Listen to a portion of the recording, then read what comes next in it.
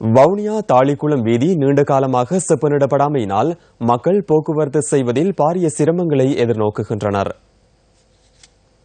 வவுனியா மன்னார் பிரதான வீதியின் கிளை வீதியே தாளிக்குளம் வீதி. கடந்த 10 வருடங்களுக்கு மேலாக இந்த வீதி செப்பனிடப்படாதுள்ளது.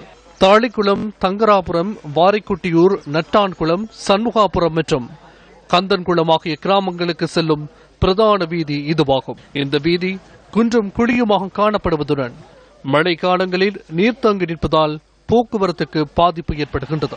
தாளிக்குளம் வீதியூடாக சேவையில் ஈடுபட்ட இலங்கை போக்குவரத்து சபைக்கு சொந்தமான பஸ் சேவை நிறுத்தப்பட்டுள்ளதோடு தற்போது 2 தனியார் பஸ்கள் மாத்திரம் சேவையில் ஈடுபட்டு வருகின்றன. பஸ் சேவை ஒழுங்கான முறையில் இடம்பெறாமையால் அதிக பணம் செலவழித்து முச்சக்கர வண்டியில் மக்கள் பயணிக்க வேண்டிய நிலை காணப்படுகின்றது. இதன் காரணமாக பாடசாலை மாணவர்கள் மக்கள் போக்குவரத்து செய்வதில் சிக்கல்களை எதிர்கொண்டு வருகின்றனர்.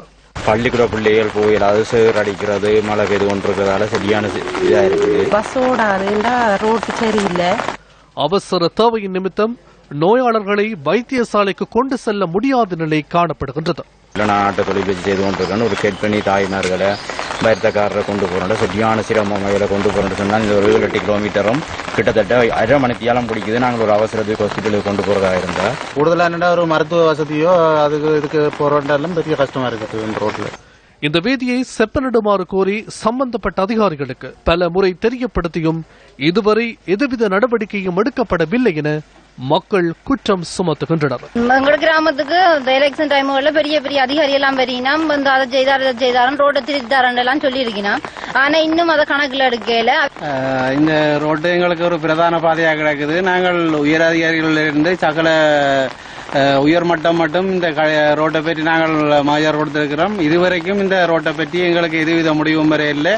போக்குவரத்தினை இலகுபடுத்தும் நோக்கில் அதிவேக நெடுஞ்சாலைகள் நிர்மாணிக்கப்படுகின்ற போதும் இவ்வாறான வீதிகளின் அபிவிருத்திகள் தொடர்பில் கவனத்தில் கொள்ளப்படாமை கவலைக்குரிய விடயமாகும்.